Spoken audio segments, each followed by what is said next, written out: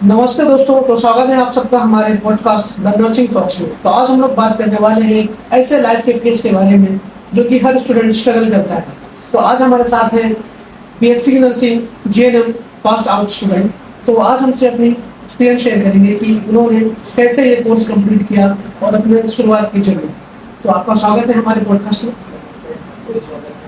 तो 3 साल की मेहनत, जैसे practical, theory, exam, night duties, patient के साथ स्ट्रगल और फाइनली एक रियलिटी जिसको हम लोग बोलते हैं रजिस्टर्ड नर्स। तो चलिए शुरू करते हैं। तो सबसे पहले बात करते हैं शुरुआती। जीएनएम नर्सिंग ज्वाइन करते वक्त हर स्टूडेंट के मन में एक्साइटमेंट भी होती है और डर भी। एक्साइटमेंट क्योंकि एक नोबल प्रोफेशन ज्वाइन कर रहे हैं, और डर क्योंकि वर्कलोड और रिस्पॉन्सिबिलिटी समझ नहीं आती। तो आप अपने बारे में बताइए।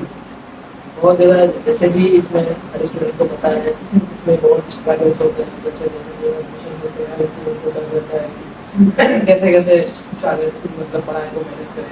और इसमें स्टॉप होता है, जैसे सबसे पहले वर्क करना पड़ता है, फिर कैंटीन को मैनेज करना पड़ता है, अपना हॉस्टल लाइफ में कैसे मेंटेन करें तो जैसे हो गया खाना पीना, उसका हो गया पढ़ाई करना, डेली डेली कॉलेज में क्लास अटेंड करना, फिर हो गया आके अपना पढ़ाई को कंप्लीट करना, जैसे नोट्स बनाना, ये सब असाइनमेंट बनाना बहुत टफ हो जाता है। बहुत बर्नआउट जैसा है। बहुत एकदम बर्डन हो जाता है स्टूडेंट्स का हाल तो मतलब मान के चलिए बहुत टफ हो जाता है, लेकिन एकदम बहुत हार्ड स्ट्रगल से चलता है। और सबको ये बहुत आसान लगता है कि कुछ नहीं है, एकदम पैसे वाला प्रोजेक्ट है कि जो एडमिशंस ले लेता है, जो पढ़ाई में लर्निंग है, उसी को ऑलरेडी पता होता है कि हाँ ये कुछ पता होना चाहिए। बाहर से बिना एडमिशन के लिए वाले बंदे सोचते हैं कि हाँ ये तो इजी है, आराम से कर लेंगे, चले कोई बात नहीं है, आराम से कर लेता है, लेकिन ये बहुत टफ है। तो जीएनएम स्टूडेंट के लिए सबसे बड़ी चैलेंज होती है थ्योरी प्लस प्रैक्टिकल बैलेंस करना। सुबह ड्यूटी, शाम को क्लास, रात को नोट्स लिखना और एग्जाम की तैयारी एक रोलर कोस्टर राइड होती है। तो कैसा रहा आपको, मतलब क्या बताना चाहेंगे इसके बारे में? आप कैसे मैनेज करते थे, आप अपने को कैसे मोटिवेट करते थे? जैसे मैं अपने आप को मोटिवेट करता था सेल्फ मोटिवेशन के थ्रू, जैसे कि यहाँ डेली क्लासेस जाना, फिर सुबह उठ के फ्रेश होके फिर कॉलेज चले जाना, हॉस्टल का 2 पराठा खा के फिर अपना कॉलेज क्लासेस अटेंड करना, फिर 11:30 बजे अपना लंच खा के फिर से वापस 3:30 बजे तक क्लासेस करना, फिर वापस आके थोड़ा सा रेस्ट कर लेते थे, फिर आफ्टरनून को थोड़ा सा प्ले खेल लेते थे, बाहर आउटडोर गेम्स गेमिंग में आउटडोर गेम्स थोड़ा सा खेल लेते थे, मिक्स होकर सब क्रिकेट वगैरह, फिर आके अपना पढ़ाई चालू कर देते थे। मतलब शाम से अपना पढ़ाई चालू कर देते थे, फिर थोड़ा 1-2 घंटा पढ़ के फिर अपना खाना बनाना होता है रात के डिनर के लिए, खाना बना के फिर खाना खा के फिर से पढ़ाई चालू हो जाता है अपना जो काम रहता है पढ़ाई का, बस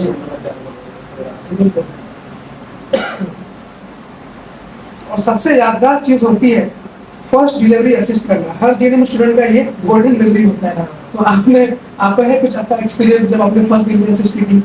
हाँ, जैसे आपकी ड्यूटी किस हॉस्पिटल में लगी?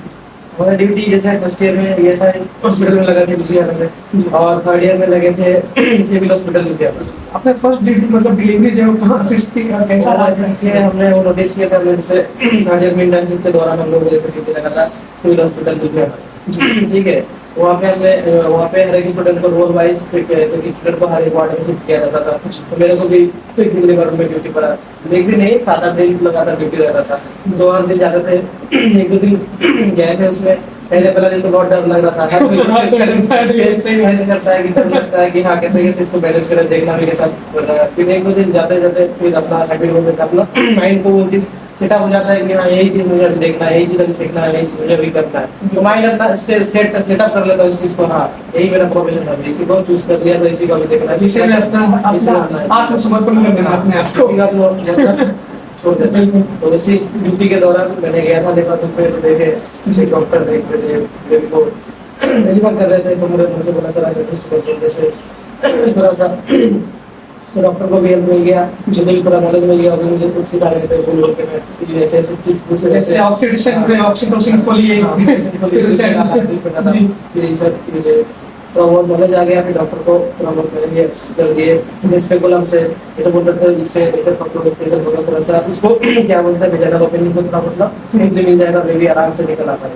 डॉक्टर को भी थोड़ा बहुत असिस्ट कर रहे थे, और मैं भी कुछ सीख रहा था, कुछ को मुझे अच्छे से बता रहा था। बहुत अच्छा।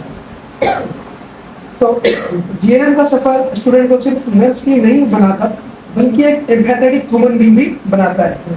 Patient care, emergency management, communication skills सब नेचुरल हो जाता है। लेकिन सब कुछ मैच हो रहा है 3 साल में। एक मान के चलो एक कोई मूर्ख आदमी बीच में आ जाए ना 3 साल के बाद ये पूरा इंटेलिजेंट परफेक्ट जी बिल्कुल, मैंने ये देखा है, मैंने भी ऑब्जर्व किया है। जैसे मैं अपनी कहानी यहाँ पे शेयर करूँ तो मैं एक बहुत ही इंट्रोवर्ट टाइप का इंसान था, और यहाँ आके मेरी कम्युनिकेशन स्किल्स पता नहीं एकदम से चेंज हो गई हर चीज। सबसे बड़ी बात है जब हम फर्स्ट प्रेजेंटेशन देते हैं क्लास में हमने कभी प्रेजेंटेशन नहीं दी होती तो देश में आना ही नहीं चाहता था हमारे क्लास में से ऐसे रहते हैं। लेकिन मेरा तो बहुत प्रेजेंटेशन जी, जी। हमारे क्लास में। तो एक मेरे को लगता है ना प्रेजेंटेशन फर्स्ट टाइम हर बंदा शर्माता है, लेकिन एक बार 2 बार करते करते वो बंदा बस जी। शर्म हट ही जाता है। उसमें आराम से कॉन्फिडेंस बिल्ड हो जाती है फिर उसके बाद अगर आप प्रेजेंटेशन देते हैं। मेरे को तो अभी भी क्लास में बुला लो कभी भी जगह पे मेरे को कोई शर्म नहीं है। बहुत सही। कहीं कहीं भी नहीं। मेरे रिसर्च के दौरान भी हमें एक स्कूल में रिक्रूट किया गया था कि रिसर्च के दौरान एक स्कूल में जाके बच्चों के स्कूल में जाके सिखाना है, जिससे हम लोगों का रिसर्च का टॉपिक मिला था हम लोगों को साइकोलॉजी से। जैसे क्या था वो एक डिसऑर्डर के बारे में, माइंड के डिसऑर्डर के बारे में बच्चों में, ठीक है। उस डिसऑर्डर के बारे में हम लोगों को बच्चे के स्कूल में रिक्रूट किया गया था, उसमें जाके टीचर्स को और स्टूडेंट्स को सिखाया जाए इसके बारे में। तो उसके स्कूल में जाके भी हमने प्रेजेंटेशन दे दी थी। वाह, अच्छे से टीचर्स को बच्चे को समझा देता है अच्छे से। जब हमारा रिसर्च इस टॉपिक से कंप्लीट हो गया था। आप देश मॉडल थे या हॉस्टल थे? मैं हॉस्टल में था। अच्छा, तो कुछ शेयर करना चाहेंगे हॉस्टल के बारे में? जैसे हम पता नहीं, जैसे हम तो घर पे ही रहते हैं पर अचानक सब चेंज, मतलब अचानक फिर हमें दूसरी जगह रहना है, कैसे लोग रहेंगे, कैसे क्या लैंग्वेज रहेगी, क्या खान पान रहेगा, कैसे मैनेज करना है, तो आप उसके बारे में लेके मन में कंफ्यूज रहता है कि जी सोचने के बाद। पहले दिन हम जब यहाँ पे एडमिशन लिए थे तो पहले 7 दिन तो मैं भी एकदम पूरा हॉस्टल के रूम नंबर करके खुद को चुपचाप बैठा था। कहाँ आ गए, कैसे आ गए, किस स्टेट में थे, मतलब कहाँ से कहाँ? बंगाल से बिलोंग करते हैं। कहाँ एडमिशन लिया था? पंजाब में? पंजाब में। अच्छा, जब मैं ये थे तो आके यार हॉस्टल में पहला दिन जो मैं हॉस्टल में आया आके तो मेरा एकदम पूरा उनसे क्लास से निकल गया। पापा छोड़ के चले गए थे मुझे, भैया के साथ रह गया, दोनों भैया के साथ एडमिशन लिए थे कि हम लोगों को सीट होता है। फिर आके पूरा 7 दिन लगातार मैं एक ही रूम पे बैठ के पूरा एकदम चुपचाप बैठा था। तो पता नहीं मेरा माइंड क्या हो गया, माइंड सोच रहा कि मैं कहाँ आ गया, क्यों हो गया, कैसे आ गया, एकदम मैं पूरा एकदम चुपचाप हो गया। अच्छे से हो गया, माइंड में काम ही नहीं करता। फिर 7 दिन बाद धीरे धीरे खुद को मैंने रियलाइज किया नहीं मुझे इस जगह पे आ चुका हूँ, मुझे अपना है, कंप्लीट करना है, ऐसे वगैरह बहुत खर्चे लिए भगवान होगा इसको कैसे भी घर वालों से उम्मीद कर जी नहीं करना, पैसे वेस्ट नहीं करना। कुछ जगह पे आए तो ये कंप्लीट करके जाना चाहिए जैसे भी जी। माइंड में सोच लिए थे, फिर धीरे धीरे अपना माइंड को स्टेबल किया, फिर धीरे सब। मैंने एक चीज देखी कि हॉस्टल में जब हम आते हैं तो हम बहुत कुछ सीखते हैं। जैसे हमारे पास मेरे को लग रहा है 2000 रुपए रहते हैं, ठीक है। स्टार्टिंग के फेज में हम 1 हफ्ते में 1500 खर्चे करते हैं, फिर लास्ट के 500 में हम 3 हफ्ते गुजार लेते हैं। ये भी एक कला है, ये अपने अंदर होना चाहिए एबिलिटी की। हाँ, मुझे उस पैसे के अंदर मुझे हर चीज कर लेना चाहिए जी। पहले मैं तो ये चीज एक तो कॉमन सी है कि जब आदमी के पास जितना ज्यादा पैसा होता है आदमी को ज्यादा खर्चा करने की सोचता है। तो जितना ज्यादा कम होगा आदमी के पास, चाहे कोई बंदा महीने में 1 लाख भी कमा रहा है, 80,000-90,000 खर्चा भी करता है। कोई बंदा महीने में 20,000-23,000 कमाता भी है, उसी पैसे में सर्वाइव कर लेता है। ये होता है अपना एक एबिलिटी। अपना जितना ज्यादा पैसा कमाता है उस हिसाब से अपने आपको सोच लेता है, उस हिसाब से अपने आपको सेटअप कर लेता है कि कितने पैसे के अंदर मैं क्या कर लेता हूँ। ये अंदर अपने चीज अपने अंदर होना चाहिए कि कैसे मैनेज करना है पैसे को, कैसे यूज करना है। हाँ, हॉस्टल में एक चीज होती है पॉलिटिक्स, ग्रुपिंग चलती है, तो आप उसको कैसे टैकल करते थे?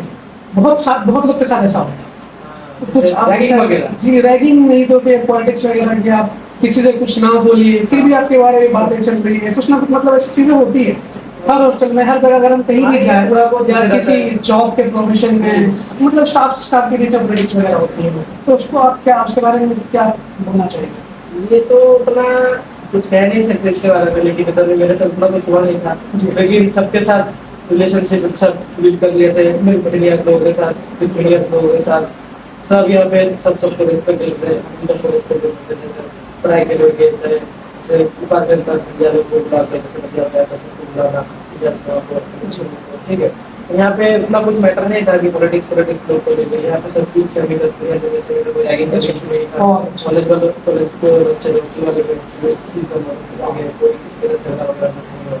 एकदम तो अच्छे से किया। जी। और फिर आता है वो दिन फाइनल एग्जाम और रिजल्ट का। हर स्टूडेंट के लिए सबसे स्ट्रेसफुल और सबसे एक्साइटिंग मोमेंट होता है। तो रिजल्ट आते ही जब सर्टिफिकेट मिलता है, लगता है कि सारी मेहनत सफल हो गई। अब हम सिर्फ स्टूडेंट नर्स नहीं बल्कि रजिस्टर्ड नर्स बन चुके होते हैं। बिल्कुल। तो दोस्तों, ये जीएनएम पास आउट नर्स के एक्सपीरियंस, उनकी एक ही एडवाइस जूनियर के लिए, मेहनत करो, पेशेंट को रिस्पेक्ट दो और अपने प्रोफेशन पर गर्व करो। नर्सिंग सिर्फ एक नौकरी नहीं, एक सेवा है। सेवा है, तो देश की तरफ, पेशेंट की तरफ, चाहे हर हॉस्पिटल को, हर मरीज की तरफ, चाहे जैसे भी हो, बिना किसी हिचकिचाहट, चाहे किस पेज के हो, चाहे किस कास्ट को हो, चाहे किस एज को, without any discrimination. Without any description, age, caste, colour, जैसे हो गया, रिलीजन, सबको एकदम हर तरह से केयर मिलना चाहिए। ये कोई देखो, हर टाइम, एनी टाइम, 24 घंटा सबको केयर देने का अधिकार है। थैंक यू सो मच सुभा जी। तो मैं हूं अबू, आप सुन रहे हैं नर्सिंग जर्नी टॉक्स। मिलते हैं अगले एपिसोड में एक नए टॉपिक के साथ। तब तक के लिए अपना ख्याल रखिए, सेफ रहिए और प्राउड नर्स बनिए। धन्यवाद। Thank you.